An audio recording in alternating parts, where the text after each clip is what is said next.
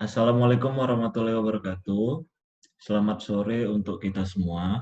Kami dari kelompok 10 mata kuliah IT-Preneurship Komci akan mempresentasikan hasil diskusi kami dari materi yang telah disampaikan. Anggota kami terdiri dari Michelle Christine Natali Pardede dengan NIM 1814020047, Yulia Citra Wardani dengan NIM 1814020062, Cut Naswa Yumna dengan NIM 1814102080, Cynthia Veronica Rotuamunti NIM 1814020104, dan saya sendiri Habib Ghazali Sibarani dengan NIM 1814020107.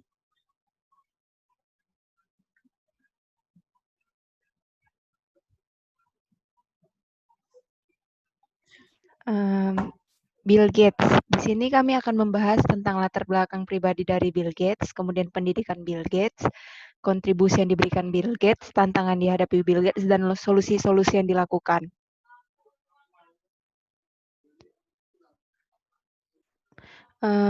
Di mana latar belakang pribadi dari Bill Gates dengan nama lengkap William Henry Gates III, tempat lahir di Seattle, Washington, tanggal lahir 28 Oktober 1955, orang tuanya William Henry Gates dan Mary Maxwell, istrinya Melinda French dengan anak Jennifer Catherine Gates, Rory John Gates, dan Pop Adele Gates. Bill Gates memiliki berbagai karakter yang membawa dia pada kesuksesan, yaitu sebagai berikut. Yang pertama, fokus pada passion yang dimilikinya.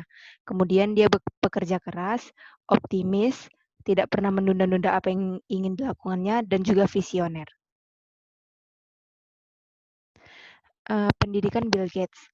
Saat Bill Gates berusia 13 tahun, orang tuanya memasukkannya ke Lakeside School. Di Lakeside School itulah pada tahun 1968 saat berumur 13 tahun untuk pertama kalinya Bill Gates diperkenalkan dengan dunia komputer dalam bentuk mesin teletype yang dihubungkan dengan telepon ke sebuah komputer pembagian waktu. Melihat komputer tersebut, Bill Gates tertarik mempelajarinya. Ia tertarik dengan kemampuan mesin tersebut mengeksekusi kode perangkat lunak dengan sempurna dan menulis program komputer pertamanya di sini menggunakan bahasa pemrograman BASIC. Dari sana, ia mempelajari sistem lain, termasuk sistem mini komputer DEC-PDP, khususnya PDP-10 yang dimiliki oleh Computer Center Corporation atau CCC.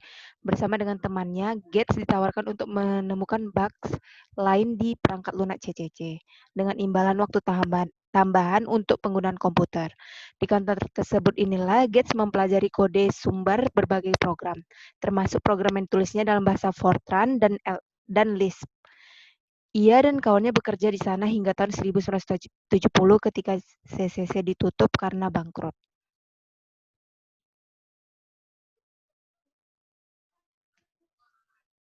Pada tahun berikutnya, Information Science memperkerjakan 4 siswa Lakeside tersebut untuk menulis program pembayaran gaji dalam bahasa COBOL dan memberikan royalti untuk penjualan program tersebut sebagai tambahan hak akses ke komputer perusahaan.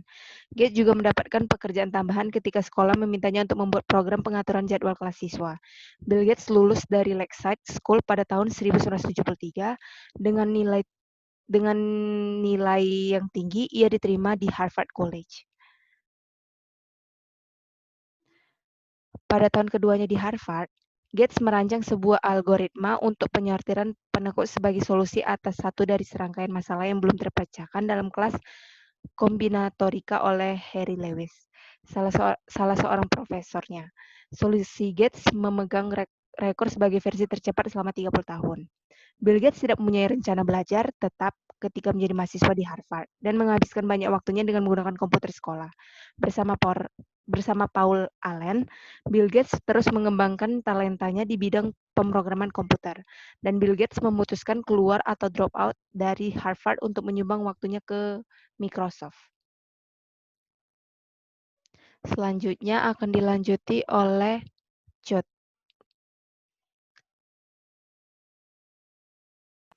Kontribusi yang diberikan Bill Gates. Pendiri Microsoft.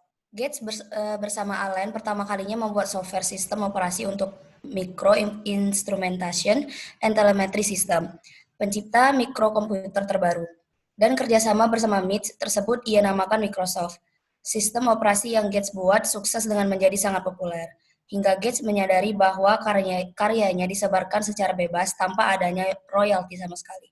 Akhirnya pada tahun 1976, Microsoft resmi berdiri sendiri dan melanjutkan membuat software bahasa pemrograman untuk berbagai sistem.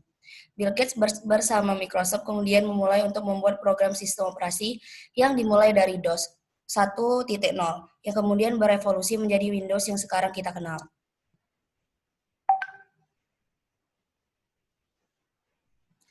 Pendiri yayasan sosial yang bernama Bill dan Melinda Gates Foundation.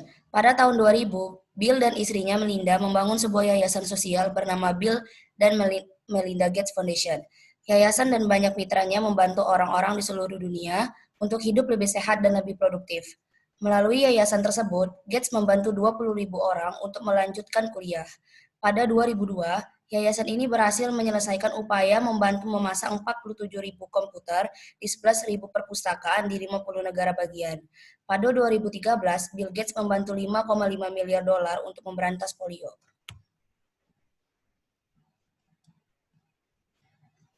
Satu, tantangan-tantangan yang dihadapi Bill Gates. Yang pertama, reputasi yang kurang baik di mata dunia.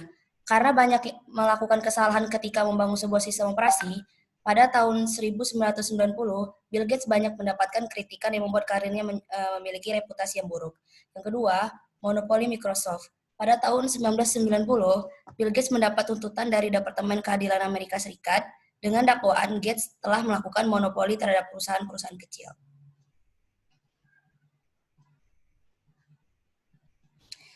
Solusi-solusi yang dilakukan. Pertama, membuktikan diri.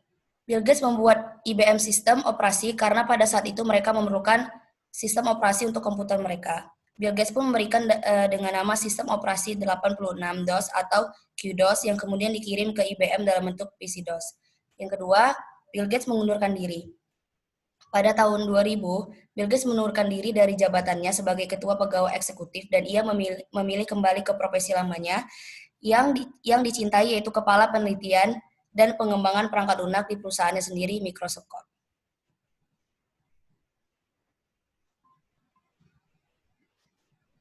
Selanjutnya akan dibacain oleh Habib. Yang pertama adalah latar belakang Microsoft.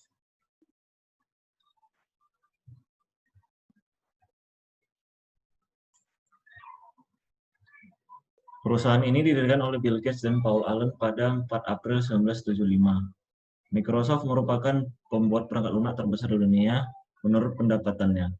Sejak 1990-an, perusahaan ini semakin terdiversifikasi dari pasar sistem operasi dan telah melakukan sejumlah akuisisi perusahaan. Microsoft merupakan salah satu perusahaan paling bernilai di dunia, merupakan pembuat perangkat lunak terbesar di dunia menurut pendapatannya. Perusahaan ini berhasil mendominasi pasar sistem operasi komputer pribadi dengan MS-DOS-nya pada pertengahan 1980-an. Diikuti dengan jajaran sistem operasi Microsoft Windows. Penawaran umum perdana Microsoft pada tahun 1986 dan kenaikan tajam harga sahamnya, menciptakan 3 milioner dan 12.000 jutawan di kalangan karyawan Microsoft. Sejak 1990-an, perusahaan ini semakin terdiversifikasi dari pasar sistem operasi dan telah melakukan sejumlah akuisisi perusahaan. Pada bulan Mei 2011, Microsoft membeli Skype Teknologi senilai 8,5 US dollar miliar dan menjadi akuisisi termahal sepanjang sejarah Microsoft.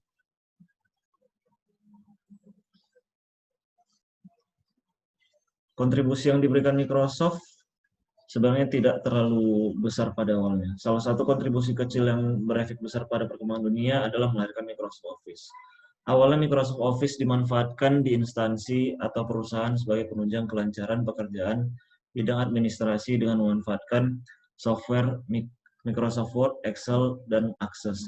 Kini, lahirnya Word, Excel, dan PowerPoint lain-lainnya memudahkan kita untuk menulis dengan lebih lama ringgungan dan sistematis.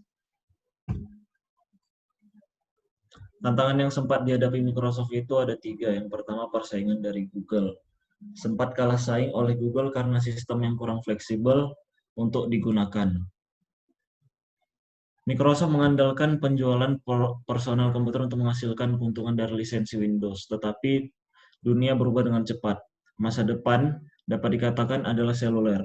Untuk perusahaan raksasa seperti Google, bermigrasi mengambil peluang ke dunia seluler itu lebih masuk akal dibandingkan Microsoft. Karena masih bersifat PC dan belum berpindah ke seluler. Yang kedua tidak punya alternatif sistem operasi. Setiap penemuan Microsoft selalu berpusat pada bisnis sistem operasi andalan mereka, yaitu Microsoft Windows, dan sempat tidak memiliki yang lainnya. Budaya di lingkungan Microsoft mendorong mereka untuk mendominasi pasar melalui peningkatan bisnis dengan tujuan agar tetap hidup.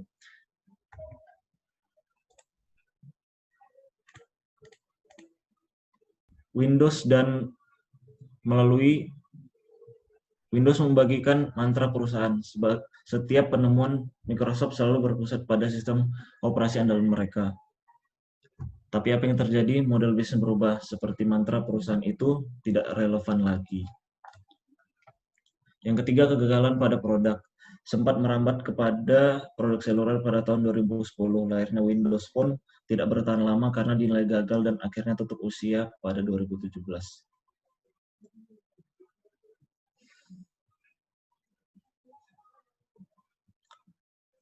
Solusi yang dilakukan oleh Microsoft itu ada 3 juga. Yang pertama itu peningkatan model bisnisnya. Persaingan yang diberi Google memaksa Microsoft harus menyesuaikan model bisnis lamanya dengan perkembangan teknologi, dengan mencoba melahirkan beberapa teknologi model yang terbaru. Yang kedua, penyesuaian terhadap zaman. Microsoft juga mulai menjalin kerjasama dengan berbagai pihak demi keberlangsungan bisnis mereka, yang tentunya pihak perusahaan teknologi. Yang ketiga, terus bereksperimen. Microsoft terus melakukan eksperimen dengan mengembangkan teknologi-teknologi mereka yang lebih mutakhir agar dapat bertahan hidup dengan mencoba mengembangkan beberapa layanan baru. Selanjutnya akan dilanjutkan oleh Citra. Produk-produk yang dihasilkan Microsoft. Yang pertama ada Microsoft Office. Ini adalah perangkat lunak paket aplikasi perkantoran buatan Microsoft dan dirancang untuk dijalankan di bawah sistem operasi Microsoft Windows dan Mac OS X. Beberapa aplikasi di dalam Microsoft Office yang terkenal adalah Excel, Word, dan PowerPoint. Yang kedua ada Microsoft Windows, atau lebih dikenal dengan sebutan Windows saja, adalah keluarga sistem operasi yang dikembangkan oleh Microsoft dengan menggunakan antarmuka pengguna grafis. Sistem operasi Windows telah berevolusi dari Microsoft DOS, sebuah sistem operasi yang berbasis modus teks dan command line. Yang terbaru kita kenal sebagai Windows 10.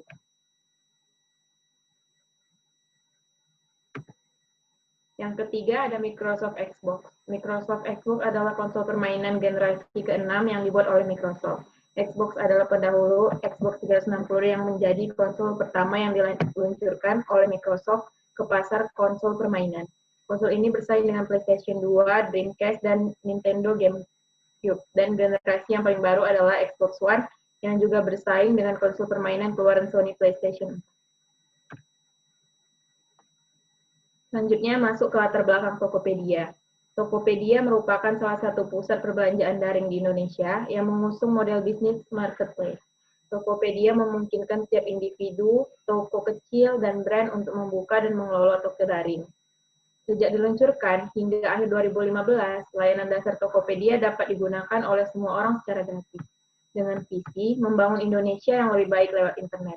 Tokopedia memiliki program untuk mendukung para pelaku usaha mikro kecil dan menengah atau UMKM, dan perorangan untuk mengembangkan usaha mereka dengan memasarkan produk secara daring.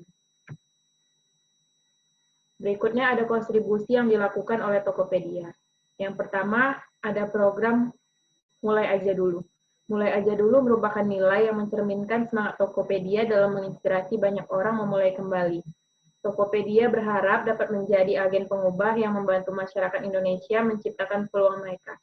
Pemberdayaan 4 kelompok masyarakat yang membutuhkan, diantaranya penyandang disabilitas, penyintas bencana alam, pendidikan teknologi, dan pemberdayaan perempuan. Program yang kedua ada program Nakamate, fokus pada mereka yang putus sekolah, remaja dengan keluarga yang menghadapi tantangan ekonomi, dan harus memutus pendidikan. Di Nara Kreatif, Tokopedia membantu mereka mempersiapkan diri memasuki dunia kerja. Para nakama mengajarkan mereka cara menulis CV serta memberanikan diri untuk menyampaikan kemampuan saat wawancara. Tokopedia bekerja sama dengan Pusat Pelatihan Kerja Daerah atau PPKD Jakarta Selatan dan melanjutkan inisiatif serupa dalam pelatihan bisnis dan karir untuk para remaja yang kurang beruntung. Pelatihan bisnis untuk mereka yang ingin memulai bisnis dan pelatihan karir untuk mereka yang ingin mengikuti wawancara kerja. Semakin memperluas jangkauan ke panti asuhan di Yayasan Panti Asuhan Asuwain Timur, Tokopedia membantu membangun rumah yang lebih layak bagi para anak-anak tersebut dengan mengecat kamar tidur, membangun perabotan, serta membersihkan rumah panti. Tokopedia ingin anak-anak merasa aman dan nyaman kapanpun mereka pulang ke rumah. Tokopedia ingin menjadi penyemangat bagi para anak-anak untuk terus bermimpi dan berjuang mencapai mimpi mereka. Melalui permainan peran, berbagai macam karir Tokopedia membuat pusat pekerjaan impian yang memberikan kesempatan bagi anak-anak di bawah naungan ISCO Foundation untuk bisa bermain peran karir dan memutuskan apa sih yang mereka sukai dan ingin capai di masa depan. Selanjutnya akan dilanjutkan oleh Cynthia Veronica. Tantangan Tokopedia. Yang pertama, banyaknya pengguna internet yang tak sejalan dengan tingkat penjualan e-commerce. Indonesia dikenal sebagai negara berpenduduk terbanyak keempat di dunia. Diketahui memiliki jumlah pengakses internet yang juga cukup banyak.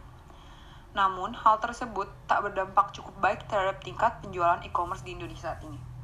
Indonesia berada di posisi paling akhir dari 5 negara di Asia perihal peringkat penjualan e-commerce. Yang kedua, konsumen Indonesia masih menyukai belanja online lewat cara konvensional. Walau sudah serba online, nyatanya konsumen Indonesia saat ini masih jauh lebih menikmati belanja online dengan cara lama seperti lewat grup BBM, classified marketplace, forum, hingga jejaring sosial seperti Facebook. Layanan ini merupakan sistem belanja online yang mempertemukan antara penjual dan pembeli. Kondisi ini memberikan kesimpulan singkat akan tingkat kepercayaan konsumen di Indonesia masih dipertaruhkan, walau penipuan belanja online sudah tak semarak dulu. Namun hal ini menjadi tantangan bagi pelaku industri e-commerce. Yang ketiga, masih terbatasnya layanan pembayaran dan keperluan logistik. Tantangan ini didukung karena infrastruktur transportasi yang masih buruk di Indonesia dan jenis pembayaran masih hanya untuk virtual account tertentu saja.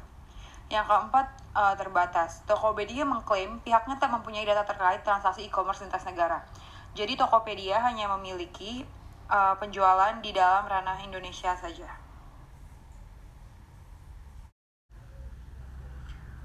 Solusi Tokopedia. Yang pertama, mengedukasi masyarakat. Hal pertama yang dilakukan perusahaan Tokopedia adalah mengedukasi. Ini untuk mengajak orang mau berbisnis melalui platform online yang aman, serta mudah dalam meregistrasi, maupun pengelolaan marketplace tersebut. Dan juga kepada masyarakat untuk membeli melalui platform Tokopedia untuk menghindari segala bentuk hal-hal negatif. Edukasi bisa dilakukan dalam berbagai cara. Salah satunya menggelar event roadshow di kota-kota besar di Indonesia, dan melalui kegiatan workshop atau seminar. Yang kedua, merekrut influencer sebagai brand ambassador Tokopedia. Karena zaman semakin digital, maka banyak influencer-influencer yang direkrut oleh Tokopedia untuk menginfluence Tokopedia. Contohnya pada saat sale atau pada saat ada event-event tertentu. Yang ketiga, membuat inovasi-inovasi baru.